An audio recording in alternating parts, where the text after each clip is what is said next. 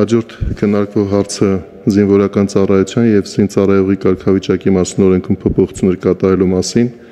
զինվորական ծառայության եւ զինծառայողի կարգավիճակի մասին օրենքում լրացումների փոփոխություններ կատարելու մասին, 2024 թվականի հունվարի 16-ի 23-ն օրենքում փոփոխություն կատարելու մասին, պետական տուրքի մասին Հայաստանի Հանրապետության օրենքում փոփոխություն եւ լրացում կատարելու մասին եւ Հայաստանի Հանրապետության քրեական օրենսգրքում լրացում կատարելու մասին, օրենքների նախագծերի փաթեթի վերաբերյալ Հայաստանի Հանրապետության կառավարության առաջարկությունների մասին է, զեկուցող Պաշտպանության նախարար պարոն Պապիկյան, խնդրեմ։ Շնորհակալություն, մեծարգո փոխվարչապետ, հարգելի գործընկերներ, օրենքի նախագծերի համաձայն առաջարկվում է սահմանել 24 ամսից պակաս ժամկետով պարտադիր զինվորական ծառայություն անցնելու հնարավորություն, 1 ամիս ժամկետով ծառայություն անցնելու դեպքում 20 միլիոն դրամ եւ 6 ամիս ժամկետով ծառայություն անցնելու դեպքում 15 միլիոն դրամ պետական բյուջե վճարելու պայմանով։ Պարտադիր զինվորական ծառայություն անցնելու սահմանային առավելագույն տարիքը 27-ի փոխարեն սահմանել 37 տարեկանը։ Մինչև 18 տարին լրանալը կամ զորակոչային տարիքում ՀՀ քաղաքացիություն ստացած եւ մինչև ՀՀ քաղաքացիություն ստանալն այլ պետությունում զինվորական ծառայություն չանցած կամ 1 տարուց պակաս ժամկետով ծառայություն անցած քաղաքացիների համար ՀՀ զինված ուժերում օրենքով սահմանված 24-ամյա ծառայության ժամկետը փոխարինել 12 ամսյա ժամկետով ծառայությամբ, ինչպես նաև այդ ժամկետով ծառայության չզորակոչվելու դիմաց նախատեսել 2.5 միլիոն դրամ պետական բյուջե վճարելու պարտականություն։ Մինչև 16 տարին լրանալը զինվորական հաշվառման տարիքի մասին է խոսքը, ՀՀ քաղաքացիությունից դուրս գալու համար արական սեռի քաղաքացիների համար դիմում ներկայացնելու պետական տուրքի գումարը սահմանել 15 միլիոն դրամ։ Օրենքների նախագծերի քննարկման արդյունքներով փաստվել է, որ նախագծերն ընդհանուր առմամբ կարիք ունեն պատշաճ նորմատիվ կարգավորումների եւ օրենսդրական տեխնիկայի կանոնների ապահովման նպատակով լրամշակման, միաժամանակ առկա են մի շարք սկզբունքային առաջարկություններ, որը ես կնշեմ, հավելեմ նաեւ, որ նախաձեռնությունը ազգային ժողովի падգամավոր Հայկ Սարգսյանինն է եւ այն քննարկում է անցել նաեւ միջգերատեսչական հարթակում, ինչպես նաև անցել է նաև նախարարական կոմիտեով եւ ըստ այդմ ձևակերպվել է հետեւյալ առաջարկությունները կրճատ ժամկետով ծառայությունը սահմանել 1 ամսվա դեպքում 24 միլիոն դրամ եւ 4 ամսվա դեպքում 18 միլիոն դրամ։ Յուրաքանչյուր զորակոչի հայտարարման մասին կառավարության որոշման մեջ սահմանել տվյալ զորակոչին համապատասխան կրճատ ժամկետով ծառայություն անցնելու դիմումների առավելագույն քանակը եւ դիմումների ներկայացման կարգը։ Պարտադիր զինվորական ծառայություն անցնելու առավելագույն սահմանային տարիքը նախատեսել 32 տարեկանը, իսկ պետական տուրքի մասին օրենքում փոփոխության փոխարեն պաշտպանության մասին օրենքում նախատեսել մինչև 16 տարին լրանալ արական սեռի քաղաքացիների կողմից օրենքի ուժով Հայաստանի Հանրապետության նկատմամբ 15 միլիոն դրամ գումարի չափով հանրային իրավական դրամական պարտավորություն, որը դադարում է արական սեռի քաղաքացուն զինվորական հաշմարման վերցնելու փաստի ուժով կամ հօգուտ պետական բյուջեի վճարմամբ ՀՀ քաղաքացիությունից դուրս գալու դեպքում։ Այս առաջարկները քննարկվել են падգամավորի հետ եւ պարոն Հայկ Սարգսյանը ըստ էության համաձայն է այս փոփոխություններին եւ առաջիկայում մեր հաստատումից հետո այն կքննարկվի նաեւ ազգային ժողովում, հաշվի առնելով, որ փաթեթը բավականին լայն է եւ զգայուն է ու անդրադառնում է հանրային բոլոր շերտերին, շատ կարեւոր է, որ այն նաեւ պատշաճ քննարկում անցնի ազգային ժողովում։ Շնորհակալ եմ։ Շնորհակալություն, պարոն Պապիկյան, հարցեր հարգելի գործընկերներ, դիտարկումներ նախագծի վերաբերյալ։ Պարոն Պապիկյան, ես ճիշտ եմ հասկանում, որ կառավարության կողմից ներկայացված առաջարկությունների մեկ սկզբունքային առանձնահատկությունն այն է, որ յուրաքանչյուր զորակոչի դեպքում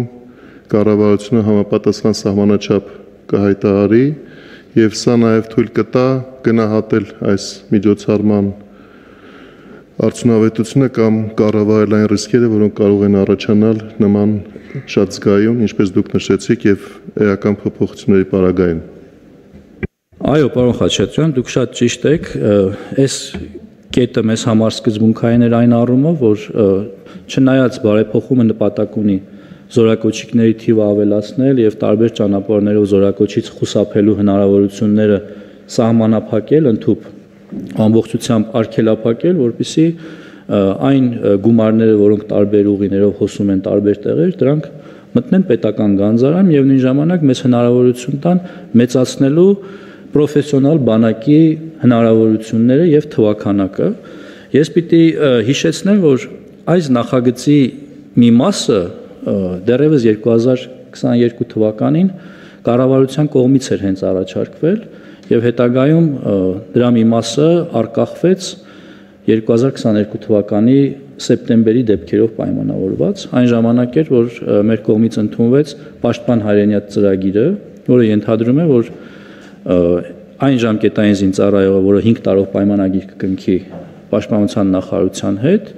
ծառայությունից հետո կստանա նաև 5 միլիոն դրամ պարգևավճար։ Եվ այստեղից էլ այս թվերը, խոսքը վերաբերում է 18 եւ 24 միլիոն դրամ կառավարության առաջարկությունների, որը ենթադրելու է, որ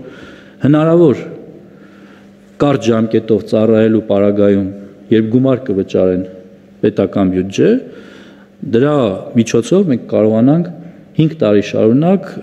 2 պայմանագրային զինծառայողի եւ աշխատավարձ վճարել եւ նաեւ վճարել այն 5 միլիոն դրամ պարգևավճար, որը ստանձնել է կառավարությունը։ Բայց ինչպես նշեցիք, ամենակարևոր հատվածը վերաբերում է կարգին, որը պիտի սահմանի դեռ կառավարությունը եւ յուրաքանչյուր զորակոչից առաջ կառավարությունը պիտի սահմանի թվաքանակը, թե ինչ թվով երիտասարդներ կարող են օգտվել այս հնարավորությունից։ Բնականաբար, եթե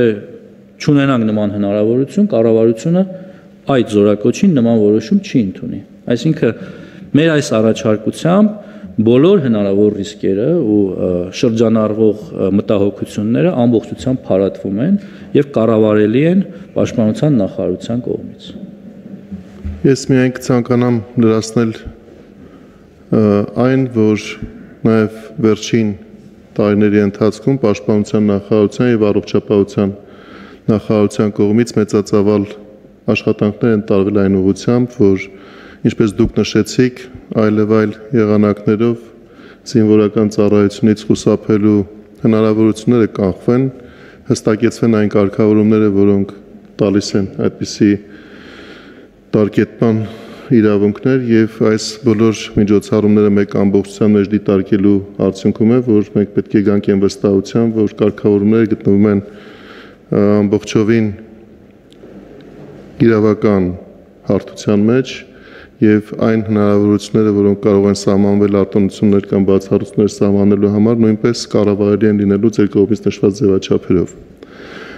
Պարոն Հովհաննիսյան, խնդրեմ։ Շնորհակալություն, ես մի հարց ունեմ, պարոն Պապիկյան, դուք նշեցիք, որ կառավարությունը կսահմանի ամեն զորակոչի համար առավելագույն թվաքանակը, իսկ այդ գումարների չափը գուցե նույնպես նպատակահարմար լինի ամեն զորակոչի համար կամ որովհետև օրենքով սահմանելու դեպքում դրանց փոփոխությունները ավելի դժվար կլինի իրականացնել հետագայում, գուցե իմաստ ունի ինչ-որ չափով ճկունություն նաև հաղորդել եւ այդ վճարվող գումարի չափը կառավարության հաստատման տիրույթ փոխանցել կամ ինչ-որ մի չափով, հա, որովհետև կարող է նաև ավելացվել, այսինքն կարիք լինի, որ ասվի, որ հիմա այն չափը, որը կար օրենքում սահմանված էր, դա քիչ է, պետք է ավելացվի կամ այսպիսի կարգավորումներ իրականացվի կառավարության կողմից։ Շնորհակալ եմ, ամեն դեպքում հեղինակը մենք չենք, կառավարությունը ուղղակի իր շտկումներն է առաջարկում եւ падգամավորը այս կերպ է նպատակահարմար համարել երկու կետի ավելացումը, որոնք մենք համարել ենք սկզբունքային, երկար քննարկումների արդյունքում падգամավորի կողմից ընդունելի է եղել։ Ես գուցե համաձայնեմ 1 տարի հետո, երբ պատկերը տեսանելի լինի, այս բանին ես առաջարկում եմ հավանություն տանք օրենքի նախագիծը մտնի կյանք, այնուհետև կտեսնենք ինչ բացեր կան, ինչ լրացումներ կան, կդիմենք խորհրդարանին օրենքի մեջ փոփոխություններ կատարելու նոր առաջարկությունները։ Ես ճիշտ եմ հասկանում, որ մենք սահմանում ենք 3 ժամկետ ծառայության համար պարտադիր, 24 ամիս, 4 ամիս եւ 1 ամիս, եւ եթե այո, նաեւ ուզում եի հասկանալ ինչի հենց 1 ամիս եւ 4 ամիս, ոչ թե 6 ամիս եւ 12 ամիս օրինակ,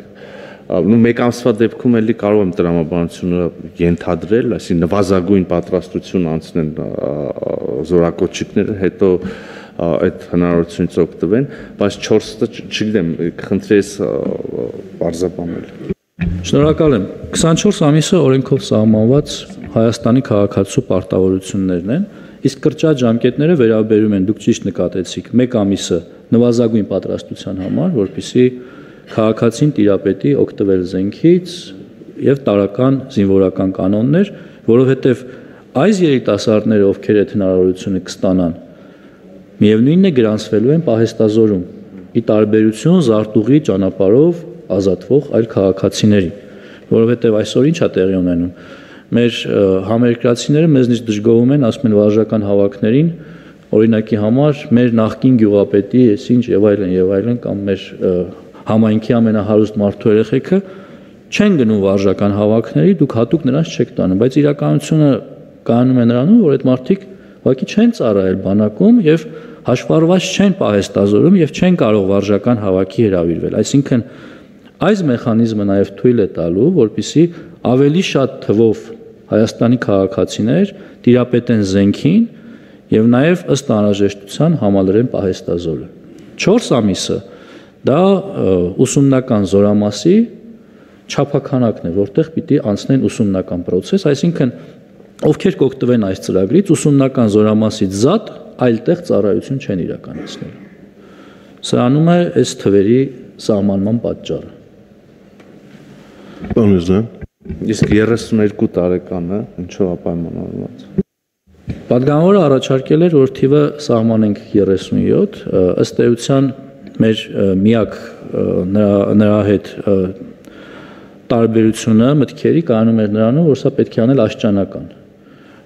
որովհետև այս սահմանումն էլ իր հերթին նշանակում է, որ սա կազդի այն մարդկանց վրա, ում 18-ը նոր է լրանալու, այսինքն արդեն 19, 20, 27, 32 տարեկան քաղաքացիների վրա սա չի ազդելու։ Այսինքն զորակոչային տարիք մուտք գործողների վրա կազդի մինչև 32 տարին, դա էլ նրա համար է, որպեսզի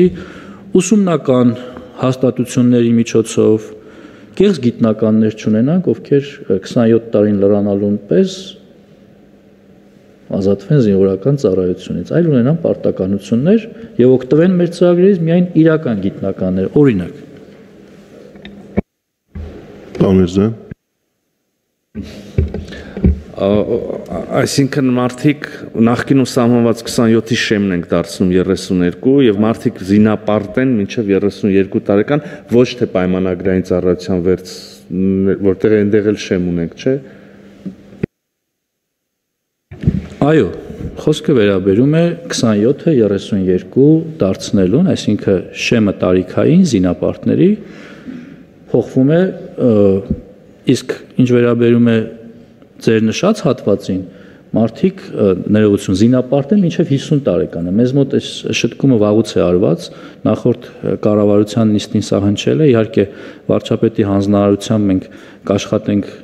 նաև այս հարցում որոշակի լավարկումներ կատարելու, դա վերաբերել է ներքին գործերին։ Մեր մասով այս խնդիրը հիմնականում լուծված է, բայց որոշակի լավարկումներ կանենք։ Պարոն Միրզոյան, Իսկ ո՞նց ենք ապահովելու, որ այդ ճանապարհով պետբյուջե մուտք արված գումարները ուղղվեն պայմանագրային զինծառայողների թվի ավելացմանը եւ նրանց աշխատավարձերին, որովհետեւ եթե մենք չերաշխավորենք, որ այդ գումարը գնում է դրան, սոցիալական արդարության հետ կապված բազմաթիվ հարցեր կառաջանան։ Իսկ հիմա պատասխանը ակնհայտ է, դա արվում է էլի բանակի համար եւ էլի զինծառայողներ են ապահովում։ Դա ըստ էության երաշխավորված է, երբ ես նշում եմ պետական բյուջե, ես չեմ տարանջատում պաշտպանության նախարարության բյուջեն ընդհանուր բյուջեից, այո, մուտքերը կապահովեն եւ կծառայեն պաշտպանության նախարարության համար։